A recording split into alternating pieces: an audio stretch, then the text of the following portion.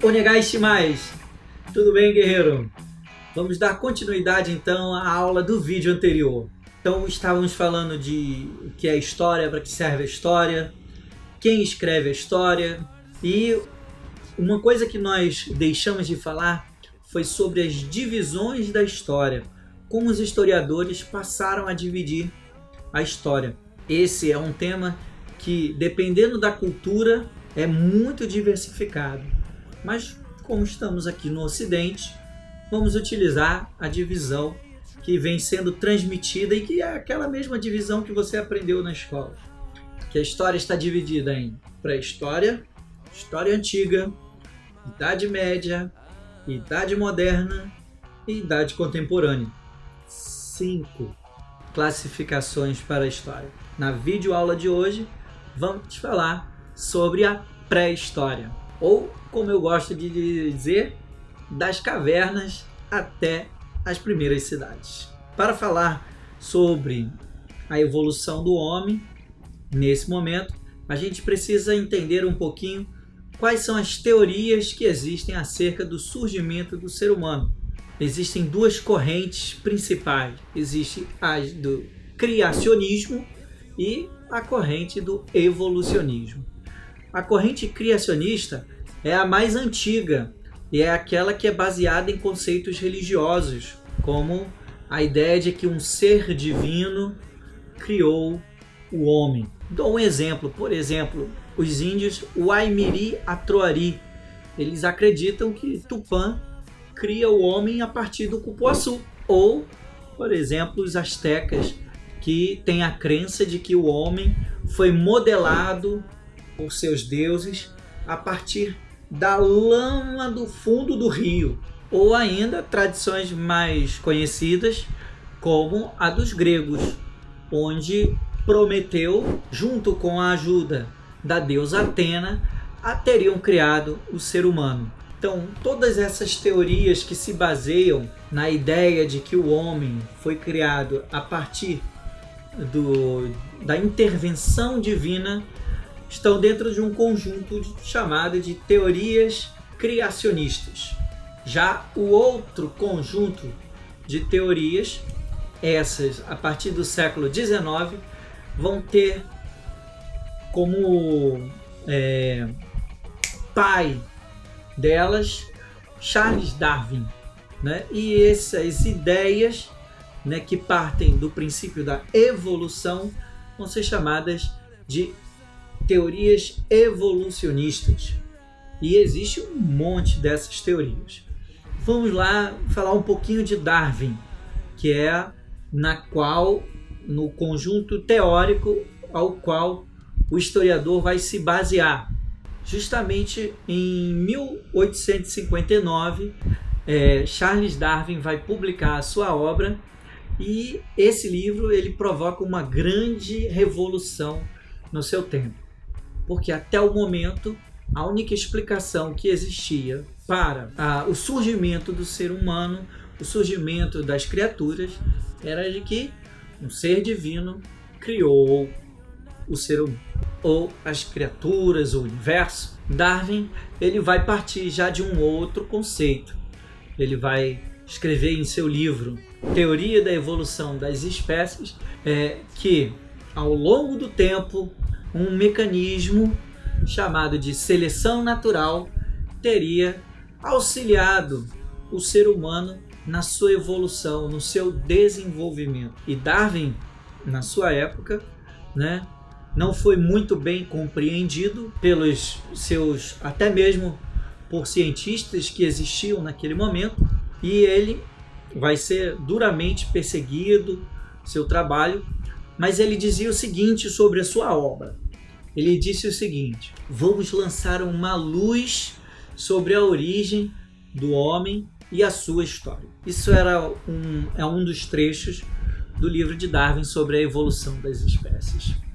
O estudo sobre a evolução do ser humano ele vai se dar realmente nesse período, quando em 1856 operários alemães de uma cidade chamada Neandertal, né, faziam obras para a construção de uma pedreira, e encontraram ossadas que eles acreditavam ser de um urso, né? Até mesmo pela forma do crânio, pela disposição da arcada dentária. Mas esses ossos são levados a um instituto de pesquisa e ali vai ser identificado, na verdade, que era de um ser humano. Essa ossada, ou esse hominídeo, vai ser batizado de Homem de Neandertal. Mas o Homem de Neandertal não é o nosso parente mais antigo. Ele foi o primeiro a ser encontrado. Aos poucos vão sendo feitas novas escavações em várias partes do mundo e ao longo do tempo serão encontradas uma série de outros hominídeos anteriores ao Homem de Neandertal. Esses fósseis, né, mais antigos que se tem registro estão na África, mais especificamente na Etiópia, que vai ser chamado de berço da humanidade, porque suas datações são de aproximadamente 4 milhões de anos. São primatas, ou seja, mamíferos que se caracterizam por terem unhas em vez de garras e mão com 5 dedos. Um deles é o polegar, que é o oposto aos demais, que lhe permite utilizar os dedos como pinça, né? Aqui, ó, pinça, para poder manipular mais facilmente objetos. Os cientistas, eles encontraram fósseis de primatas que apresentam uma série de características em comum com o ser humano. E a principal dessas características é o andar ereto. O Australopithecus, que é um desses primeiros primatas, né, eles viveram na África há aproximadamente 4,2 milhões de anos e andavam eretos e também viviam no alto de árvores. Eles possuíam braços longos e ainda tinham um maxilar saliente e um cérebro pequeno. Se espalharam por todo o continente africano há cerca de 2 milhões de anos e alguns desses australopithecus evoluíram e dão origem, né, a um novo grupo que vai ser o grupo dos hominídeos ou dos Homo, como nós vamos ver agora. O Homo habilis foram descobertos em 1960, ainda no continente africano, e eles viveram entre 2,4 milhões de anos atrás. Possuíam um crânio pequeno, né, braços longos, e foram um dos primeiros ancestrais dos humanos a fazer ferramentas, a fazer objetos.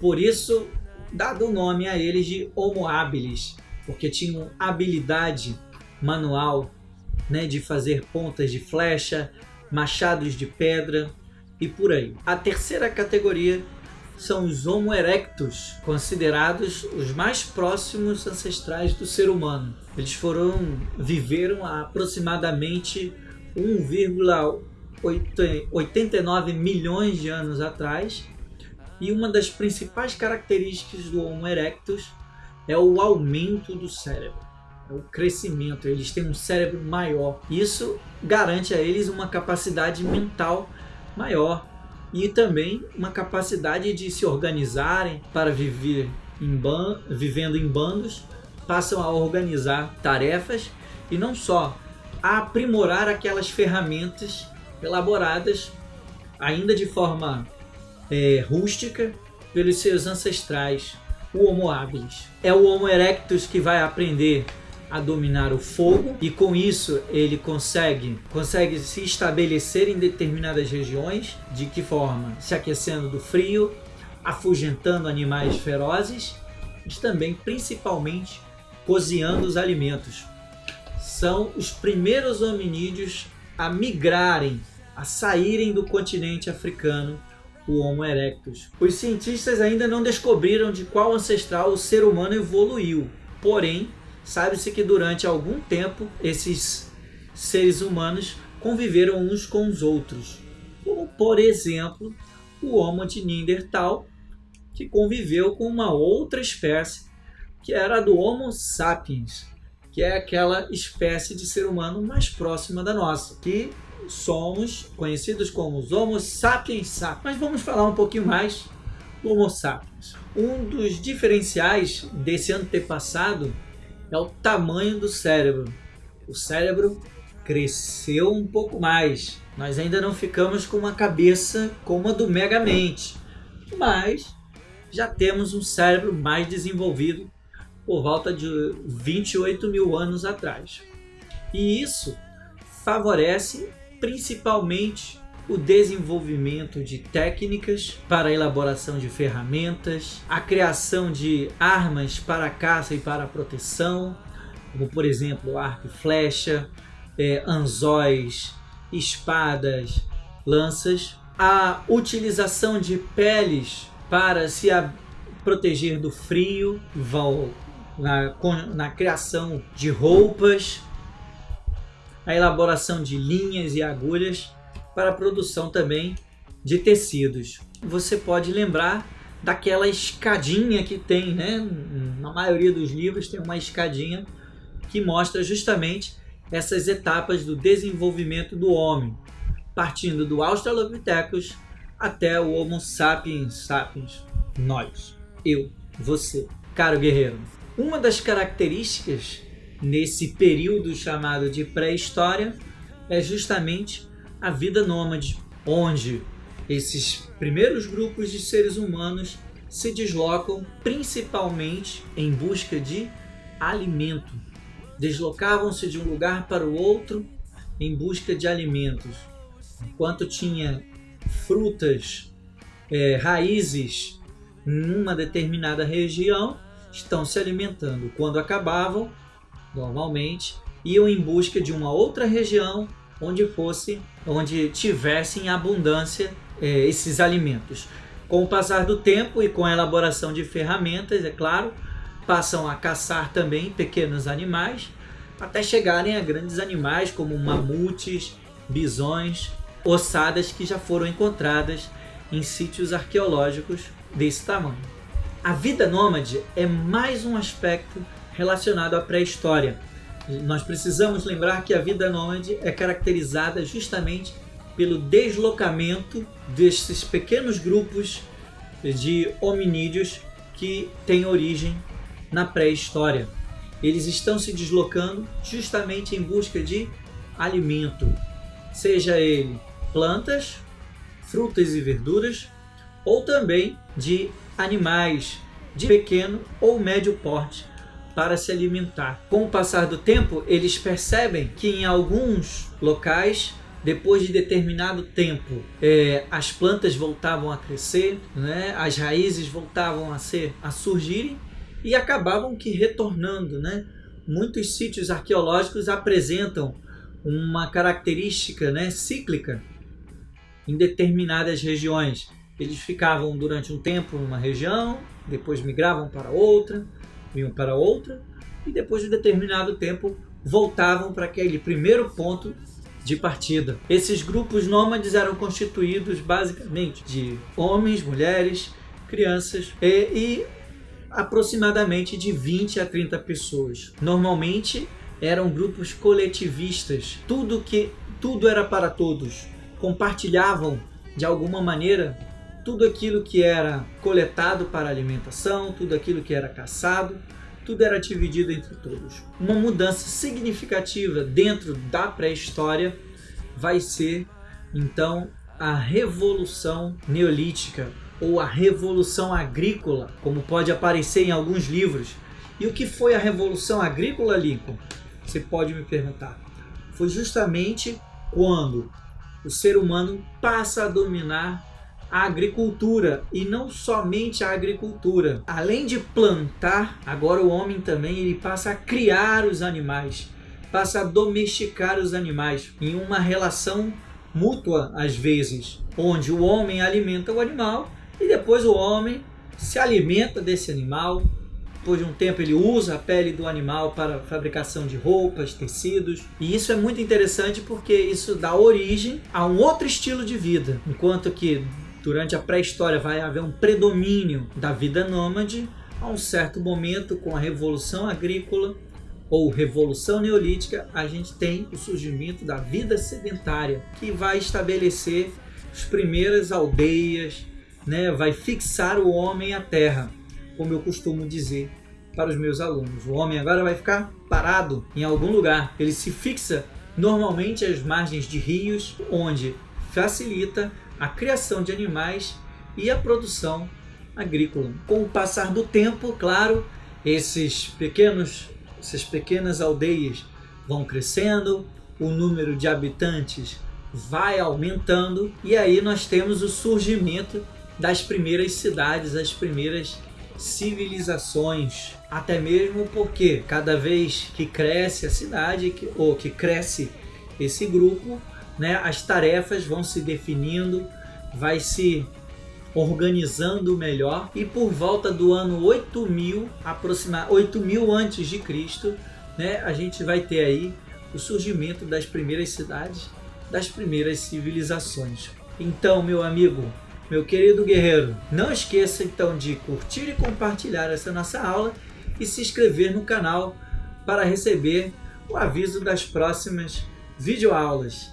Te esperamos aqui. Arigatou gozaimasu. That's alright, yeah. You can always write.